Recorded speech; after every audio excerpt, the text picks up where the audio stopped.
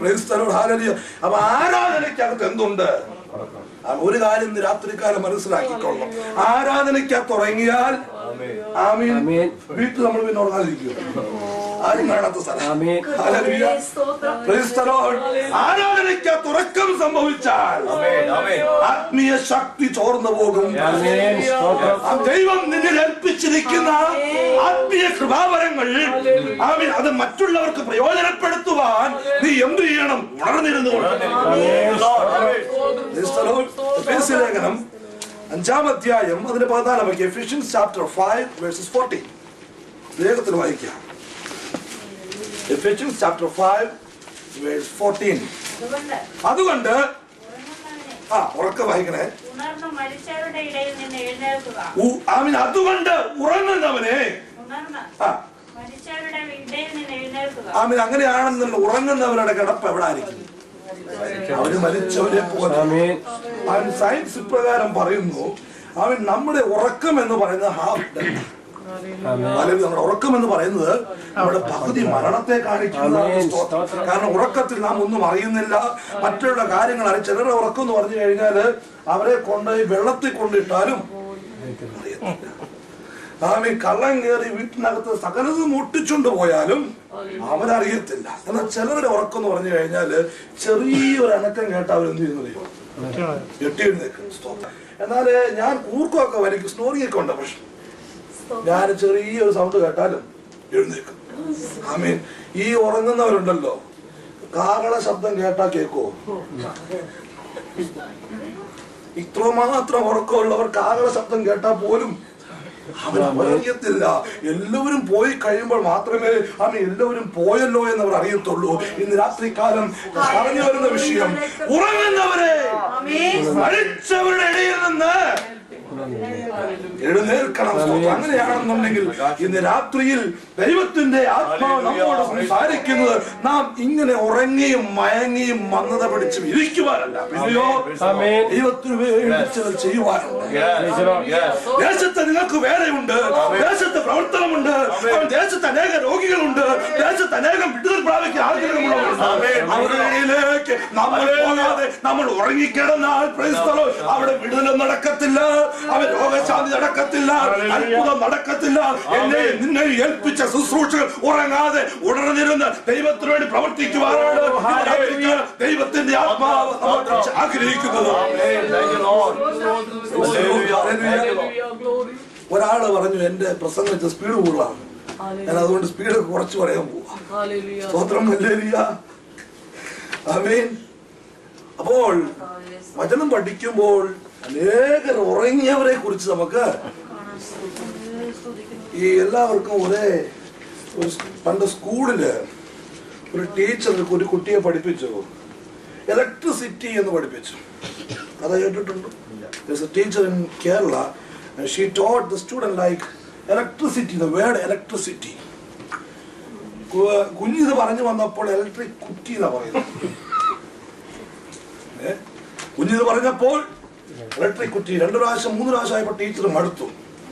Teacher പറഞ്ഞു, next day വരുമ്പോൾ you come with your parents.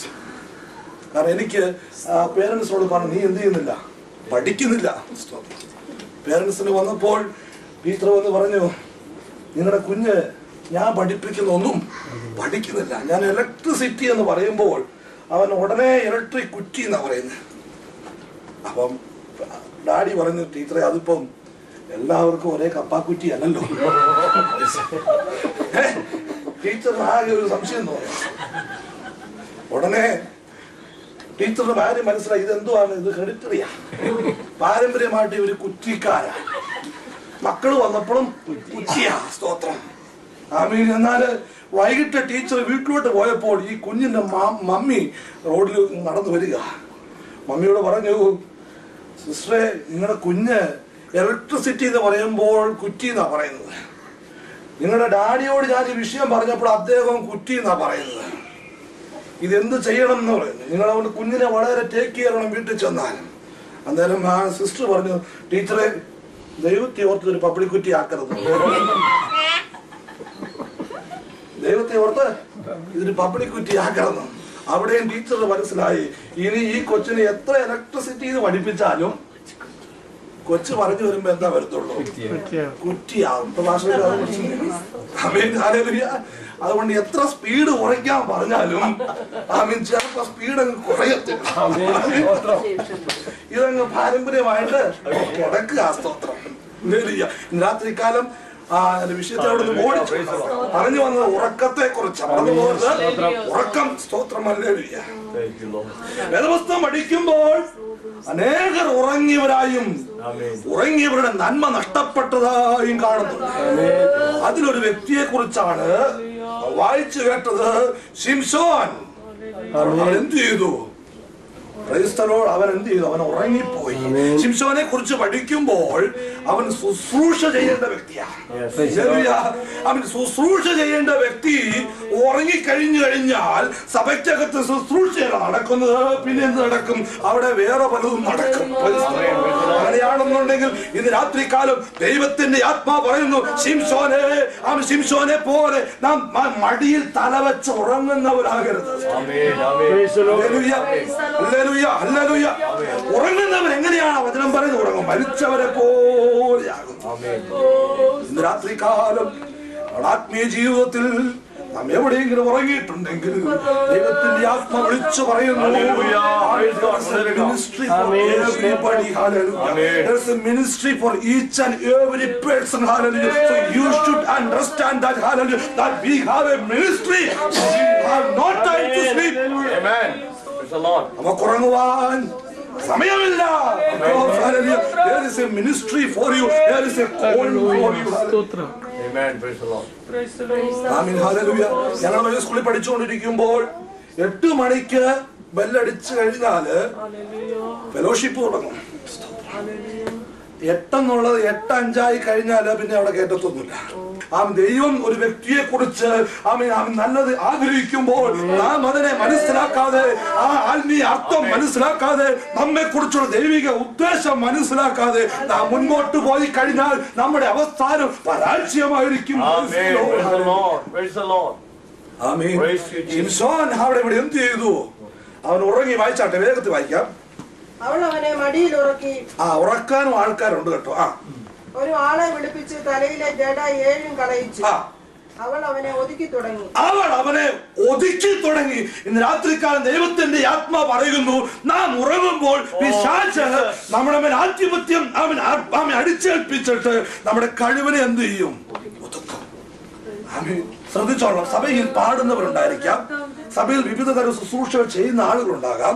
എന്നാൽ അവരുടെ ശുശ്രൂഷ നിങ്ങൾ ഓരോ ദിവസം വാച്ച് ചെയ്തുകൊണ്ടിരിക്കുമ്പോൾ ഒന്നിനൊന്ന് കീഴ്പോട്ട് വരുമ്പോൾ മനസ്സിലാക്കിക്കൊള്ളണം, അവൻ പിശാച് എന്ത് ചെയ്തുകൊണ്ടിരിക്കുകയാണ്?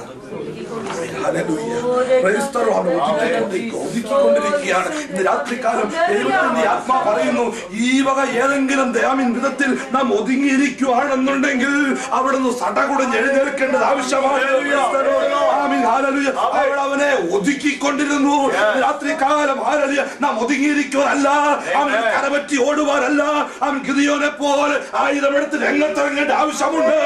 എനിക്കും നിനക്കും ഒരു മിനിസ്ട്രി ഉണ്ടെന്നുള്ള കാര്യം പറഞ്ഞു. മിനിസ്ട്രി ഉണ്ടെന്ന് പറയുമ്പോൾ നാളെ ജോലിയൊക്കെ രാജിവെച്ചിട്ട് ഫുൾ ടൈം മിനിസ്ട്രിക്ക് ഇറങ്ങാനല്ല പറഞ്ഞത്.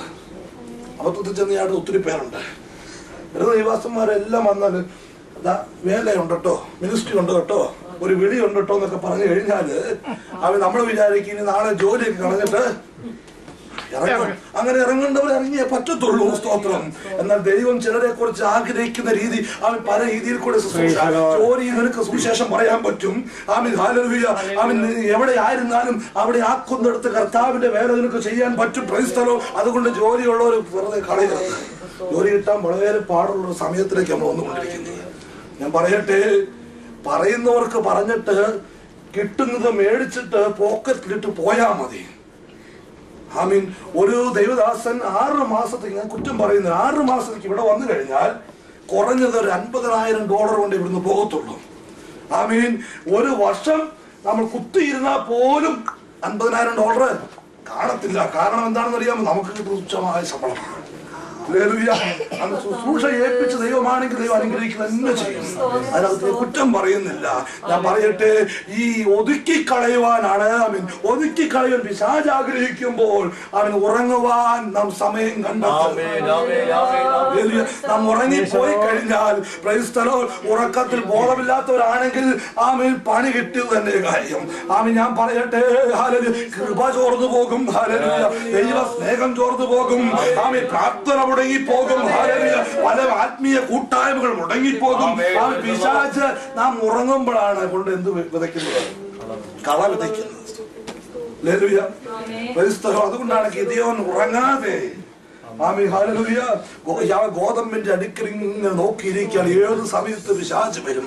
ഒരു കാര്യം മനസ്സിലാക്കണം, പിശാച് അലറുന്ന സിംഹം എന്ന പോലെ അവൻ ആരെ ഒതുക്കണം, ആരെ വിഴുങ്ങണം, എവിടെ ഒതുക്കിക്കളയണമെന്ന് നോക്കുമ്പോൾ ഇന്ന് രാത്രി കാലം ഉറങ്ങുവാൻ നമുക്ക് സമയമില്ല. ദൈവം